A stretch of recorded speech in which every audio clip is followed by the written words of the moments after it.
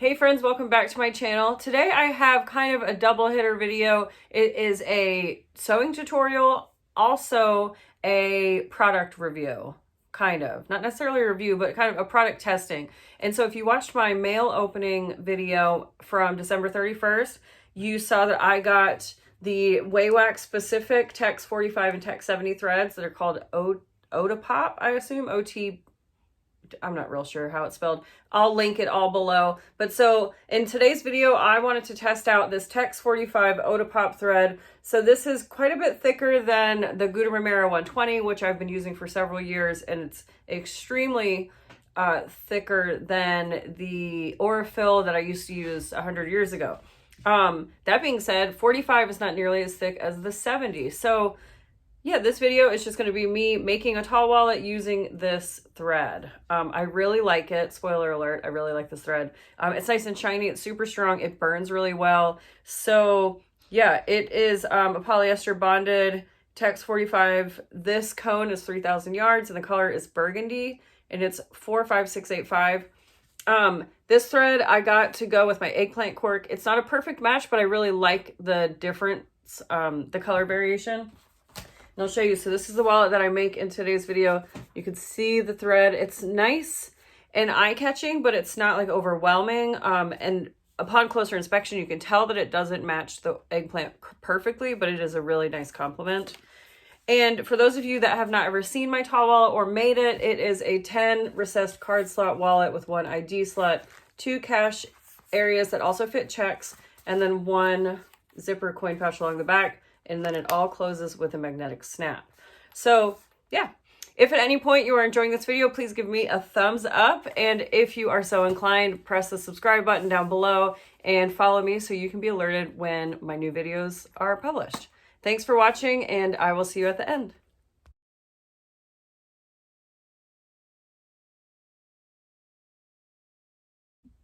All pieces are cut and ready to go. I have my snap tab already assembled, both my snaps and the snap already set.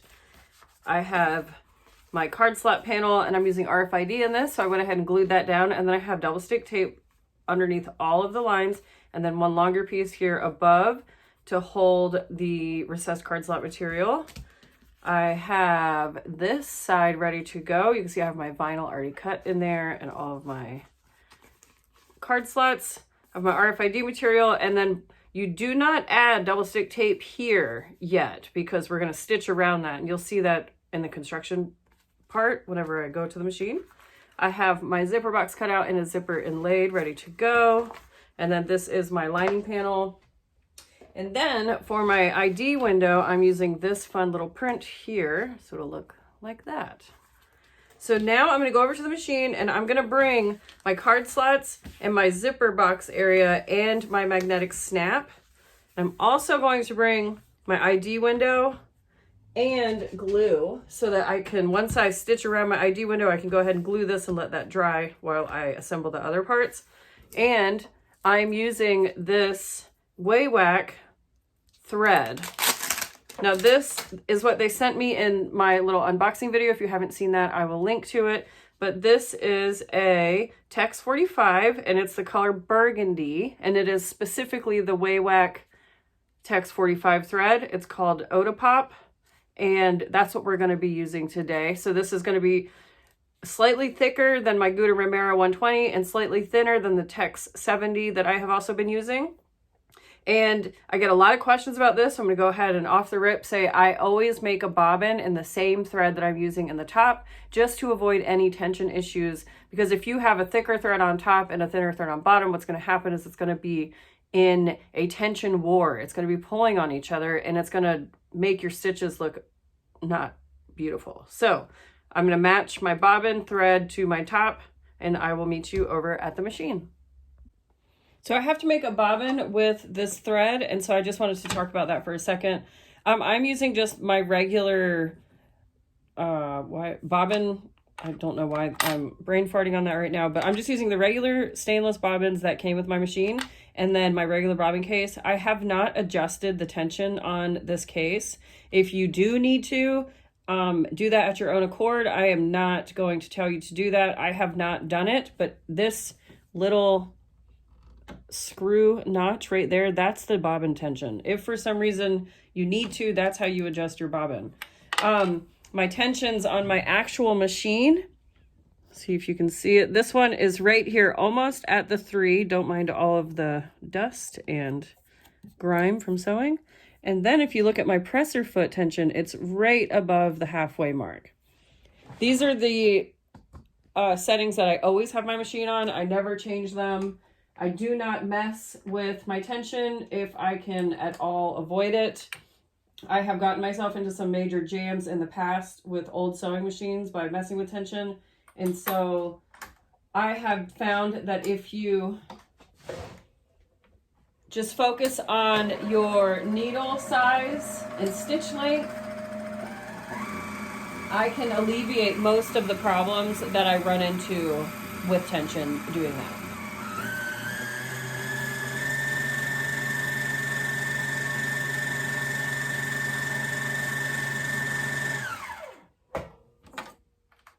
And I've mentioned it in previous videos, but the only other thing with using these thicker threads that I have run into that I wasn't expecting for, you know, just not knowing, not even thinking about it, is your bobbins can't hold as much thread because the thread is thicker. So it seems pretty basic knowledge, and it is. However, it was just not something that I thought about.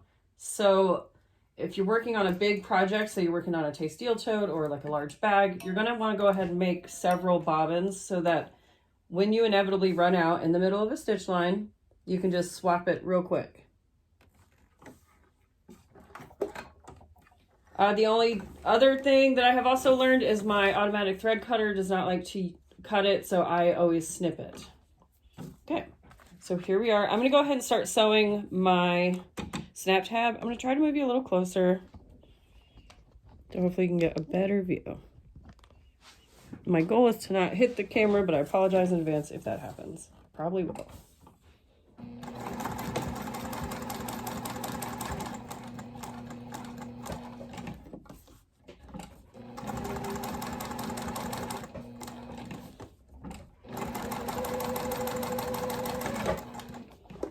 So this thread sews like a dream, no issues whatsoever, as you can see.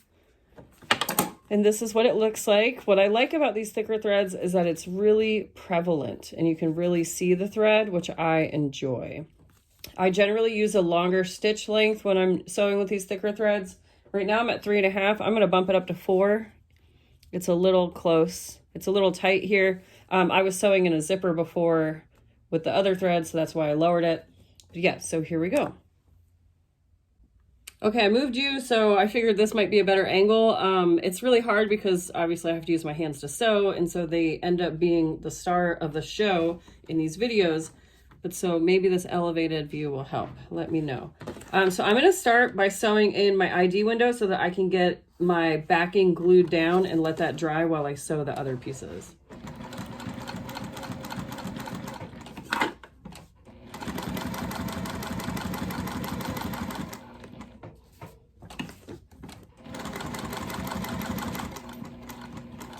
As with most of my patterns, I'm using a 1/8 seam allowance and a size 16 needle. And now with this thread, because it is so thick, if you wanted to, you could not backstitch and then you could just tie your threads off. I personally don't mind the look, but if you want to, you can also just pull them to the back. If you do backstitch, you can pull them both to the back and then trim them.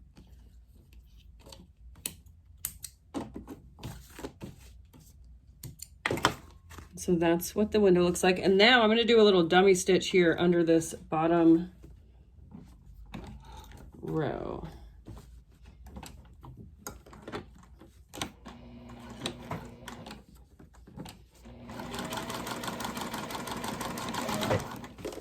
And now for this, if you find that you can't get your lines to be even when you're starting and stopping, and you don't want to draw on the front of your textile, you can take some washi tape and tape right from end to end, and then you'll know exactly where to start and stop. I'm just going to eyeball it. I'm going to try to keep it in line with my ID window. So that's what I'm looking at when I'm sewing this, if you care. Okay, so trim that thread, and then I grabbed my glue, but I left it over here. What I'm going to do is, using my Beacon Fabri-Tac, I'm going to glue all around my ID window. Get out of here, thread.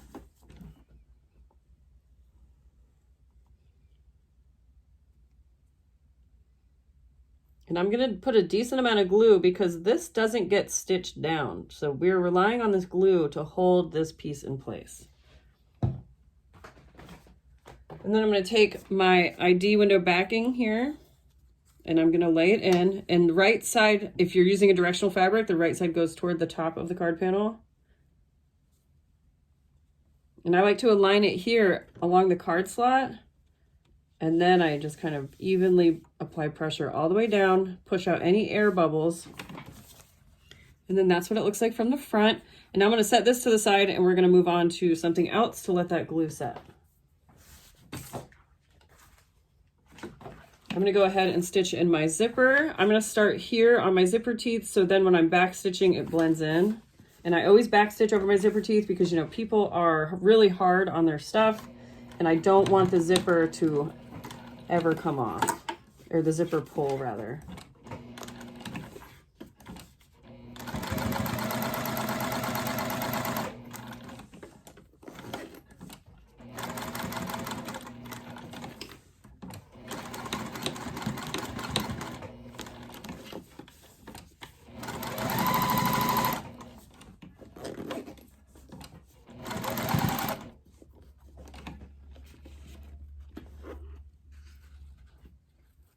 Just going to pull this thread through to the back just to get it out of the way.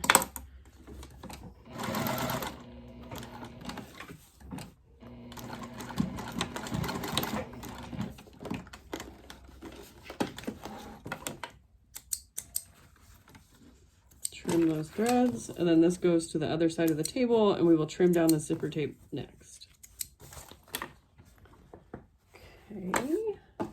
Now I'm going to work on these card slots. You can see I have my double stick tape here. You can use glue in this step. That works perfectly fine. Just a little bit longer of a process because you want to let the glue set for just a couple seconds before stitching. But so now what I'm going to do is I'm just going to pull this bottom tape off. And I'm taking a piece of my landscaping material, and I'm going to lay it. I'm going to cover up that whole piece of tape, and I'm going to center it on my cut line, and then I have the excess going toward the top of the panel. Now you flip and stitch. This side is a little bit harder to tell where you start and stop because there's no ID window to compare the ends to. So this is where the washi tape comes in real handy. Okay, so we have it like this right now. I'm going to take a credit card. You could also use the template that I provide in the pattern. So you fold this down. That creates a nice looped edge there. And then I want to be sure that this is pulled, not taut. I don't want to apply pressure because if you pull on it, see what happens is you pull that card slot open, and you don't want to do that. Otherwise it's going to lay weird at the end. So I just apply enough pressure to where I'm stretching this material taut. Then I'm going to lay my card. And this is where you have to get dexterous with it.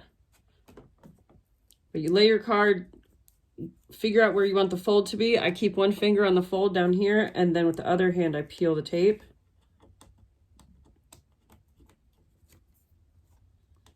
And then making sure that it's in a straight line, you want to stick it. And then that becomes your card slot there. So then you flip, stitch it into place.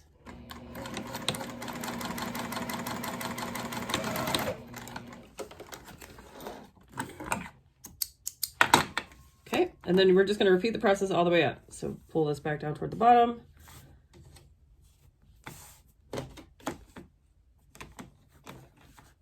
Recessed card slots, for some reason, really intimidate people, and I'm here to tell you, the more you practice, the easier they become.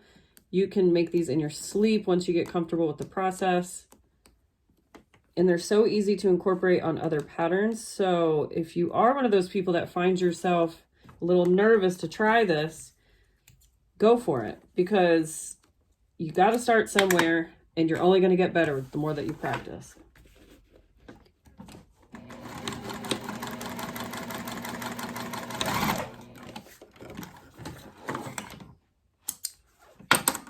so now we have 2, and I'm just going to do this process all the way up to the top.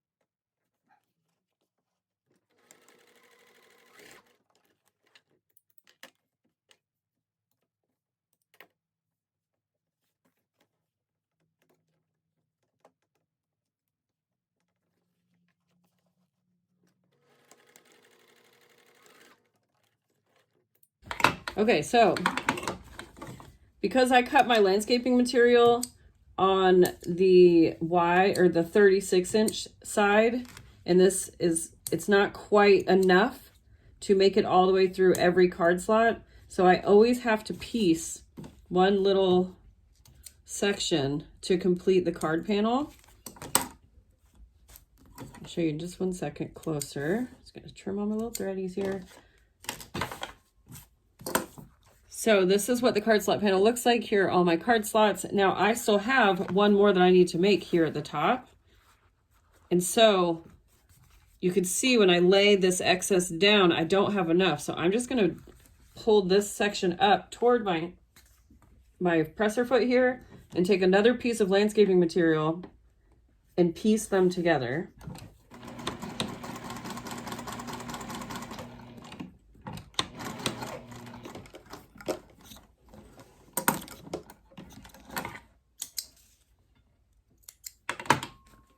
And then it creates that extension that I need. So what I'm going to do is fold it down, create that nice folded edge here, and then using your accordion fold template or the card, whatever you choose, you are going to create that same, whoops, I slipped, create that same pocket. And then now when you peel and stick to the tape, we're not going to top stitch it, because if you do, then you're going to have one weird little hanging stitch at the top of this panel.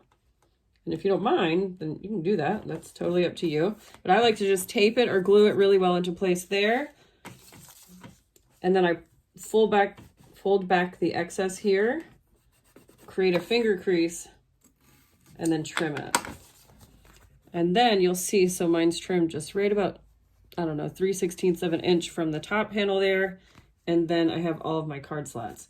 So another thing that I like to do before just flipping this to create the card slot panel, which you can easily do, but something that I've started doing recently that I really like, is I put a piece of double stick tape right down the center. And what that does is it holds your card slots in place, and it adds an extra layer of stickiness, I guess. It just adds, it keeps it adhered right down the center as well. So I use the 1/2 inch double stick tape here.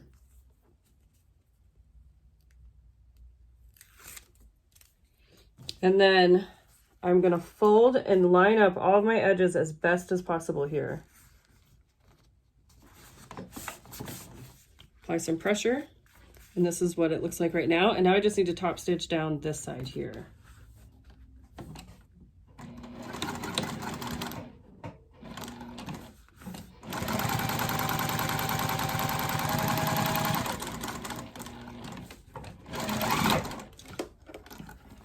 The machine is sounding a little rough.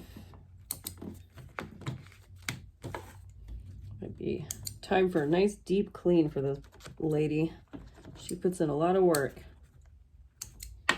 Okay, so there is my completed panel. So I'm going to toss that to the other side of the table. And then we are going to complete this side. We're going to do the same exact process on this side to complete it as well.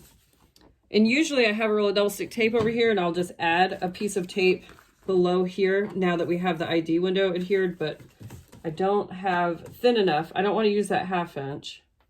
So I'm just going to do a tiny bead of glue. And then again, so you have the excess going toward the top of your card slots. Just let that set up for a second. And then now you're going to flip and top stitch.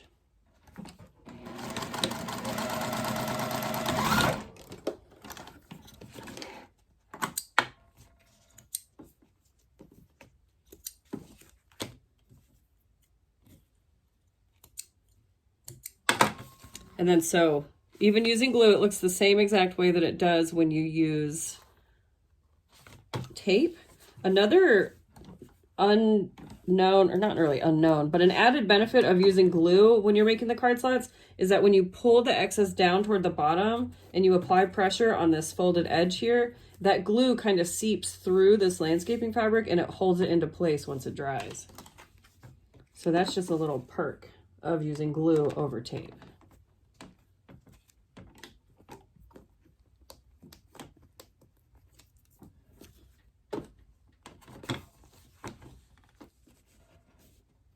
All right, and we're just going to keep on cruising.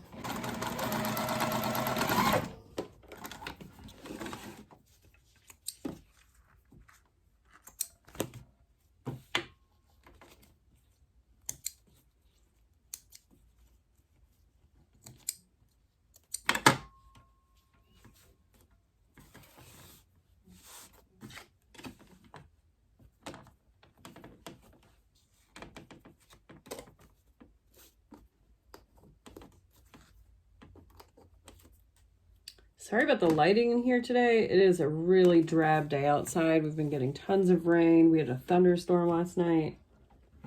So the lighting is not great. I apologize.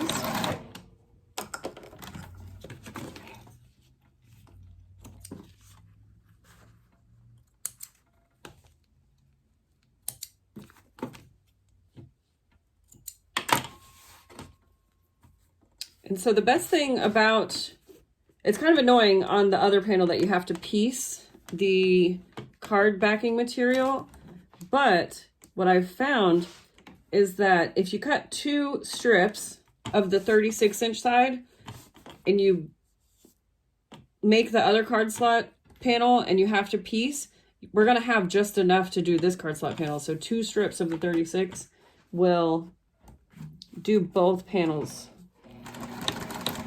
So it's annoying to have to piece it, but it's really, it works out in the end.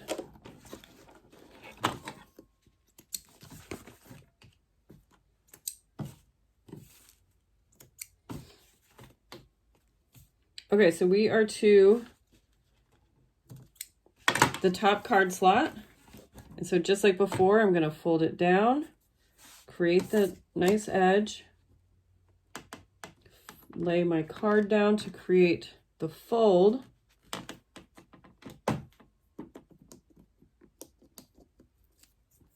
Peel this tape. And then that's the top card slot. So I'm not going to sew it. I'm just going to trim this excess off. So you can see this is how much is left after the 2 36-inch cuts. Now I'm going to grab some double stick tape and tape just right down the center of these lines. And on this one, I like to tape from the top just down to below where this card slot or the ID window backing lays. I'm going to crease it first before I stick that tape.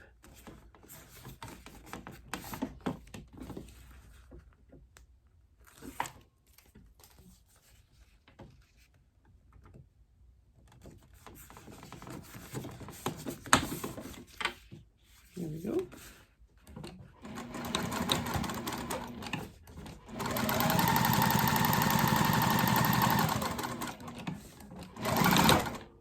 Let's try the, well, let's use the thread cutter. Let's see what happens.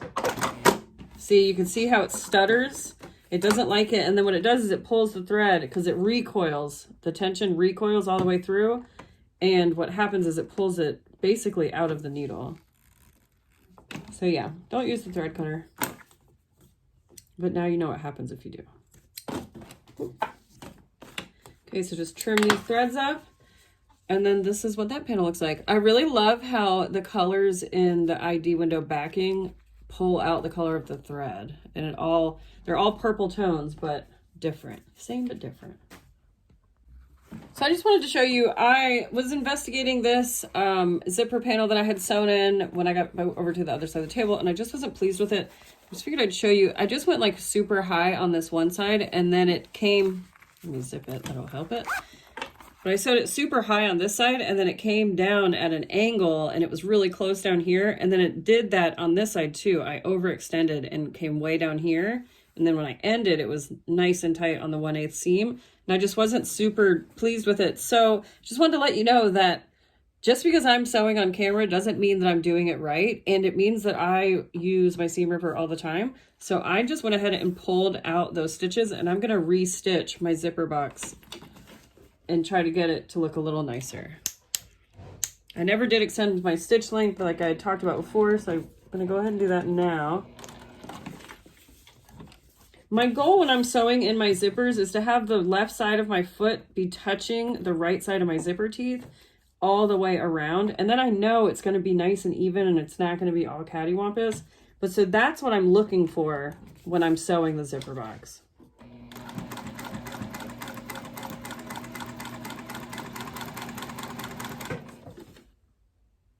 A little better.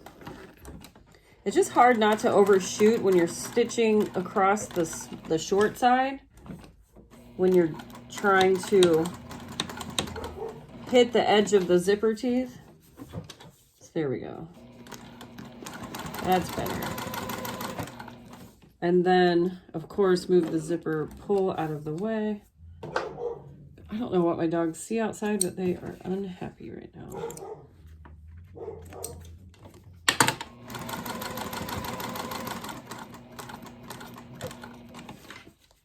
And then in a perfect world, what should happen is your stitches should line up across the top and the bottom because it's the same stitch length. And so in a perfect world, on a perfect sewing day, what will happen is when you start your stitch line over here, it ends exactly in line on the other side. Now let's check this guy out. See if it's better. It's a little better. It's not perfect, but it's definitely a little better. I can see my old stitch holes up there, and this definitely looks straighter. So that I'm much more happy with.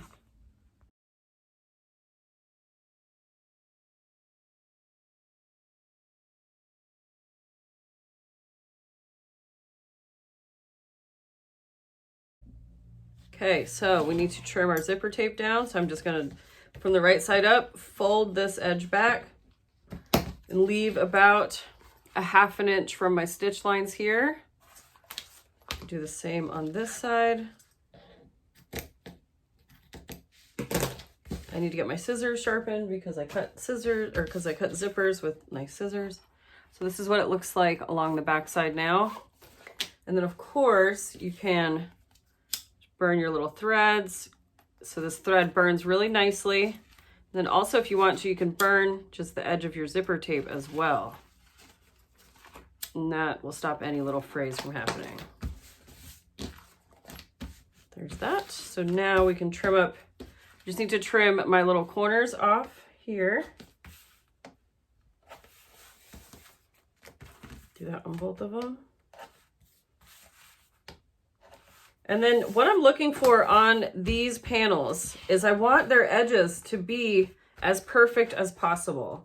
So I'll show you 2 ways that you can do this. You can take some glue, and what I like to do is I just fold the top, the right side of my card slots up, and I just add a thin amount of glue down this side, being careful I'm not touching my card slots. And then I'm just gonna lay it and apply some pressure and let the glue set up.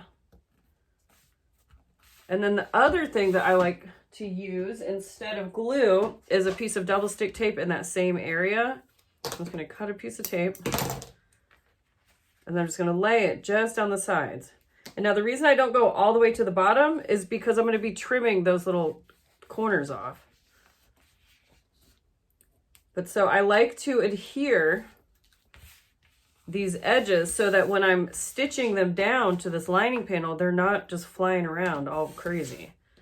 And then another reason I like to do that is because then I can see how it's laying. So you can see right here, kind of, there's an area that needs to be trimmed.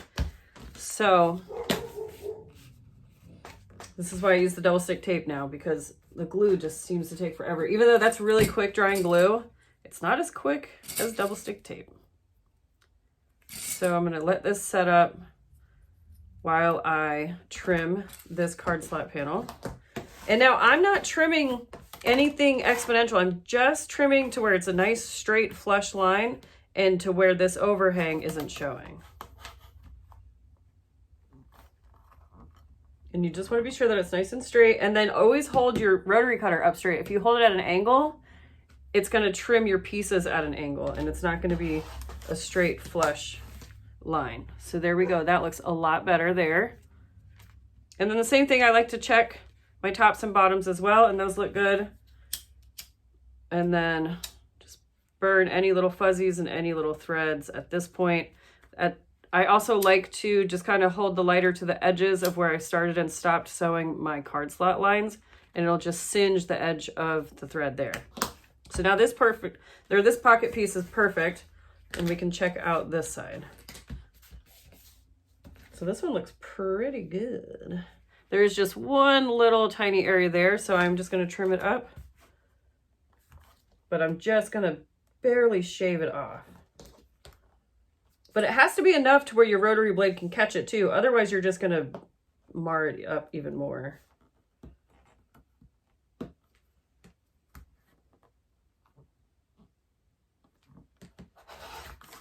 Okay.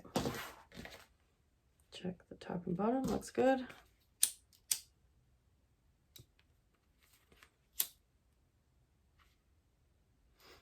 Okay, and then now what I'm going to do is I'm going to not put it like that because that's wrong.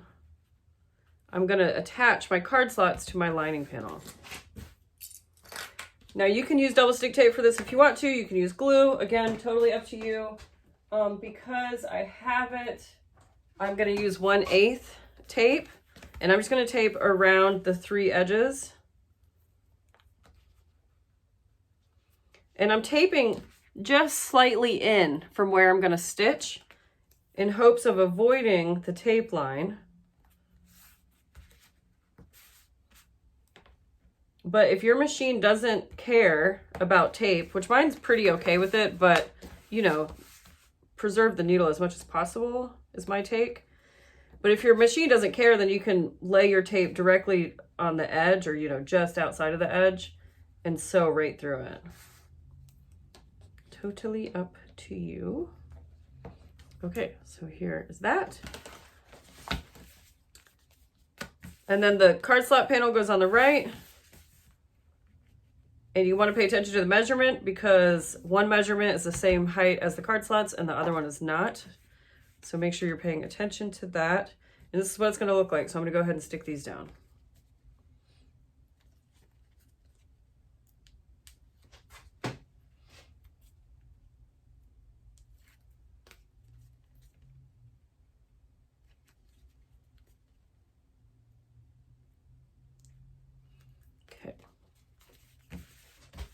And now I want to be really particular about this spot. So I'm just going to line up this corner and kind of hold it in place, but not letting the bulk of the tapes fall onto the panel yet, because I want to move it around and make sure that it lines up correctly first. And if it's a little off, that's okay, because we can trim it, but you know, do the best you can, and then we'll just trim off the excess. Come on, tape. There we go.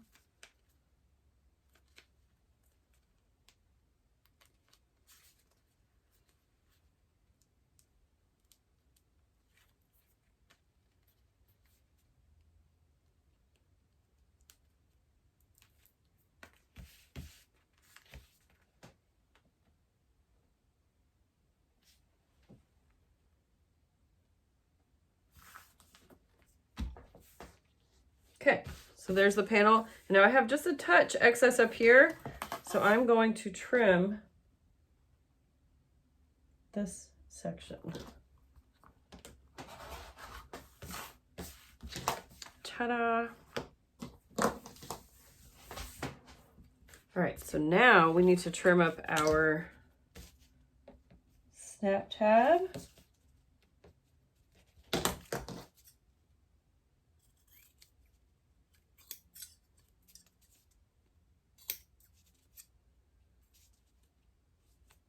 Okay.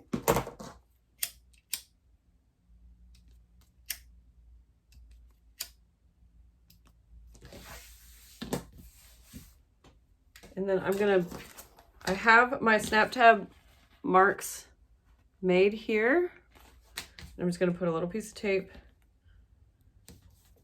Again, about 1/8 of an inch down or so, in hopes of keeping it out of my stitch line. And then I'm laying my snap tab centered on those marks about 1/4 inch down. Maybe 3/16.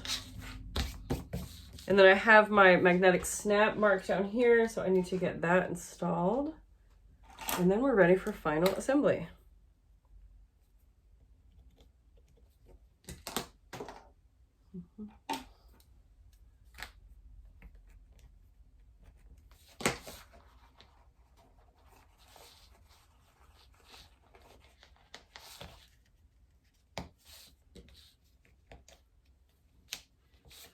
If you want to, you can add a piece of tape or interfacing right here. I'm not going to, because when I glue this section to this section, I'm going to be adding glue directly on top so that I know that it's stuck to the back of this cork really well.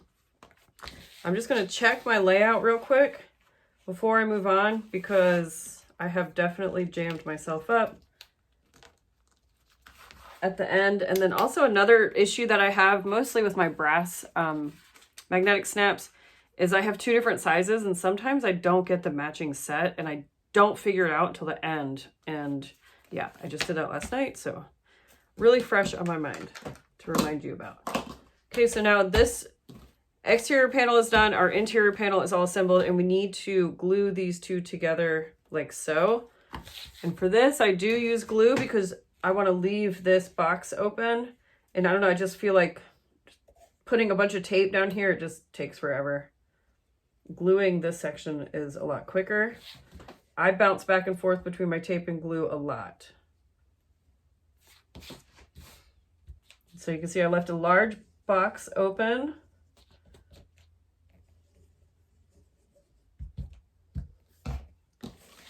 And then with the snap on my right hand side and my ID window on my right hand side, I lay these 2 together, wrong sides together.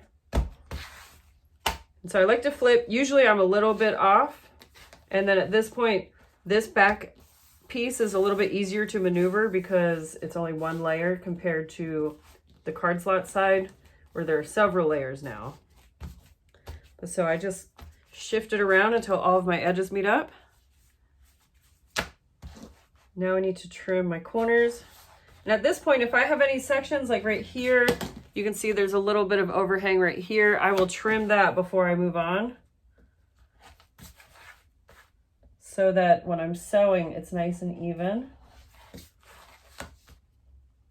And then I will most likely trim again after I stitch it all together.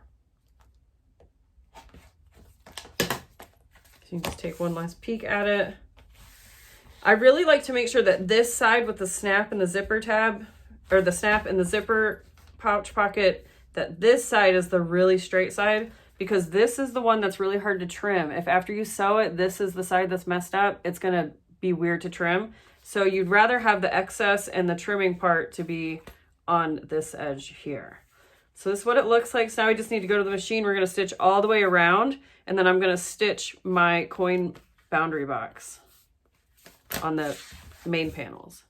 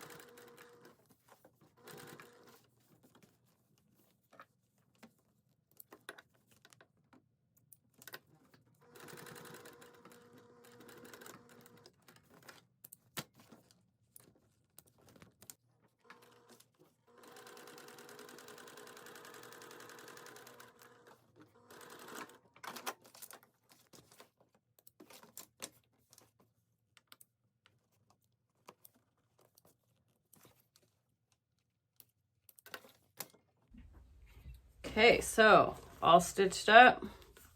Now what I'm gonna do is I would just go back, trim any threads, burn any fuzzies, make everything look really nice, and then start with my base coat. I will apply 3 coats of base coat, and then at least 1 coat of color, most likely 2, just to get a nice finish, a nice rounded finish. You can see here I've got some excess overhang, so I would definitely trim that up. You want to make sure that you have a nice fresh blade when you're trimming through all of these layers. Otherwise, what will happen is this right here. It just skimmed just the top of the cork off and didn't trim anything. So, you know, do as I say, not as I do. I grew up hearing that. I should know better. Luckily, because we do edge coat these, that will blend in. So I'm not super duper concerned with it, but if before I started doing edge coat, if you have that edge, then it's going to be pretty apparent. So yeah, just go back through, light up all of your little edges here, and trim all your threads. All right, friends, we meet again here at the end of the video. I hope that you enjoyed this pattern tutorial. Since I have you, I thought that I would give you a little bit of side-by-side action on the differences in the Optipop 45, Tex 45 compared to the Gudrun-Ramera 120. So this wallet here is Gudrun-Ramera 120, and this one here is the Tex 45. And so just at a quick glance, you can see, so you can see the stitching in this Gudrun-Ramera, but this one is just more substantial is what it looks like. So here they are side by side close up. And so obviously the Gudrun-Ramera is really great. I love it. It's just that the stitch lines are more prevalent on the Tex 45 and then even more so with Tex 70. And so I should have checked before I came. Oh, it's right here. I made olive wallets as well. And on this one, I used Tex 70. So this is the Aman thread. So this is Tex 70, also from Wawak. That was also featured in my mail opening video.